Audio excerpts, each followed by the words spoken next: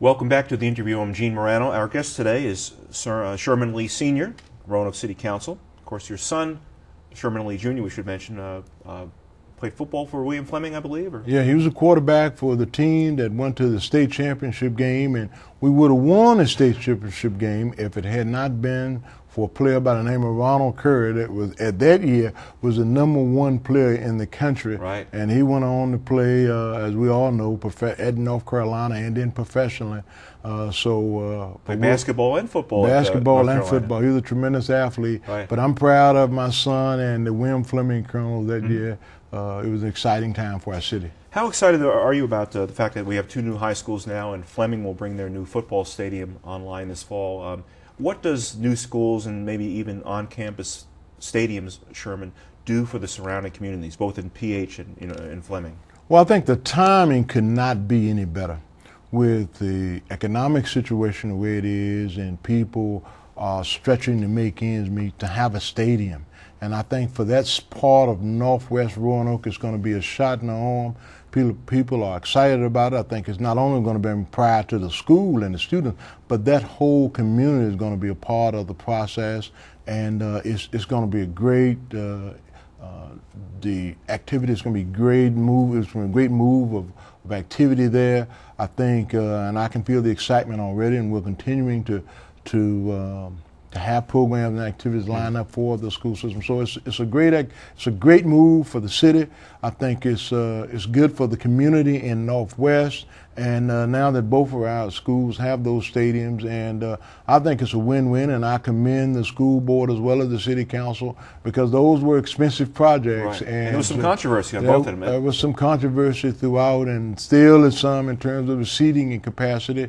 But we think we have a state-of-the-art stadium there. We're going to have an 8-lane track, and we're going to be able to add on. Right now it's a stadium that has 3,000 seats, but we're going to be able to add on up to 3,000 more seats on each side, so which will give us the capability of playing regional championship games there. And the track is going to be so unique. It's going to have an electric timer or an electronic timer there that's going to enable us to have regional and probably, statewide track meets there. So that's going to be a shot in the arm for everyone, and I think it's a great thing, and I can't wait for the time to come for us to open it up. Just as the stadium over at Patrick Henry has proven to be. Right. It's something, and as you go over there and just the enthusiasm and the students and the community are proud of what has been built over there. Since we mentioned football, let's mention the Western Virginia Education Classic, which goes back to the dropout issue again. This is something you've been chairman of for many years, and it brings 2 historically black colleges to town, somewhere in the valley, and they play a football game, and the proceeds go to fund programs to help get kids back in school. It does, and this is our 11th year, and I'm so proud of that, because when we started it back in 2000, in the year 2000, nobody thought we'd be able to do it. But from that year, we've had a college football game, and it survived the demolition of Victory Stadium. We went to the city of Salem, and they hosted us. But it's a game that we put on, and we bring basically 2 historically black colleges and universities to play. And there's a reason for that. And we bring them to the city. And each year, we go out and recruit them. We go out and ask colleges if they'd move a game. And that's something that the citizens need to know. It's not something, a bowl game where we invite schools. We have to ask the school to bring the game to us because we don't have a budget. Right. And they will agree and impart, and they do that because they really appreciate the cause for which we play the game, and that's to bring young people back to school. Roanoke for years have had a dropout problem, and now something that you're seeing or you heard talk about around the country about high school dropouts. Well, we've been working on that through Tap This Valley Works, coming together with a partnership with Roanoke City Schools. Initially, we worked with Radford University. They would send their graduate students of social work down, and what we would do is by the funds that we raised for this game, we would establish a program, Tap This Valley Works, and we would bring on instructors to teach kids, but we would, even more than that, get a list from the school, from the public schools, those students that have dropped out. And we would ask those students of social work from Radford to go on doors and knock on doors and ask a student if you would consider coming back to school. And if they would say, no, we can't make it, then we have other alternatives.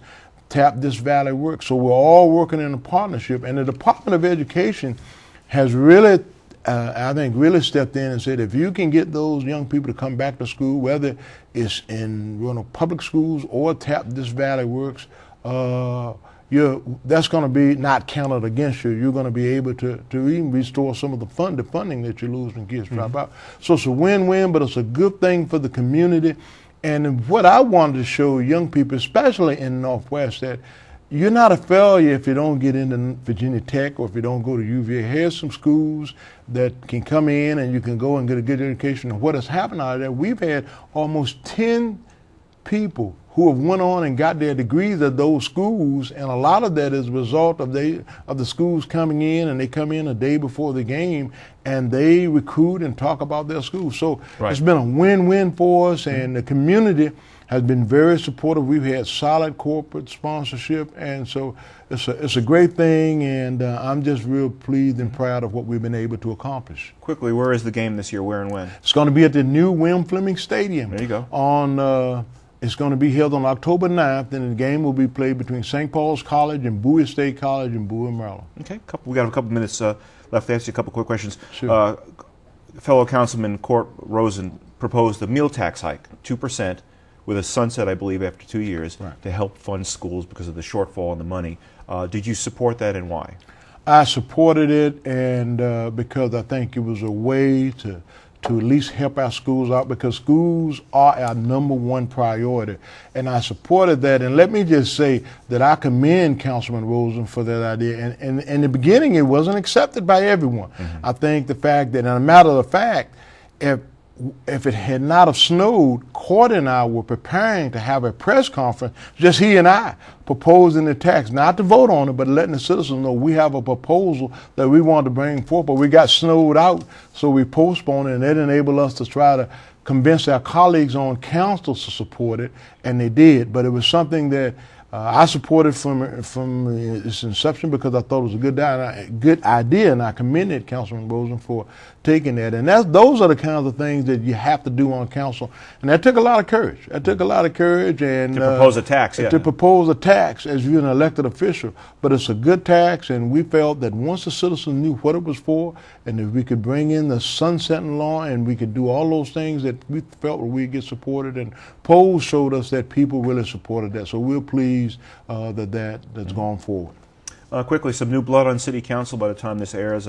Ray Ferris and Bill Bestpitch will be back on City Council. Good to have some new blood once in a while? Always good to have some new blood, and those men have impressed me with their ability to critically analyze things. So I think we'll have some ideas that are well thought out, so I look forward to working with them. And every 2 years, that's what makes politics and the elected office exciting. A lot of things on the table for Roanoke City, the city market building redo, the amphitheater eventually, center in the square. Are you optimistic, Sherman, that despite all the budget crunches and everything, that the city's headed in the right direction? I'm optimistic. I think the market building, we're moving forward with that. It's going to be challenging, but I like the mindset. I'm excited about the new city manager that we brought in, and I think we're moving forward. There are going to be bumps in the road, but I'm excited and feel confident that we'll make Roanoke a place where the quality of life is, bar none, is exceptional. Okay, I'll have to leave it there. Sherman Lea, Roanoke City Council, thanks for coming on today. Appreciate it. Thank you. My pleasure. This is The Interview. I'm Gene Marrano. We'll be right back.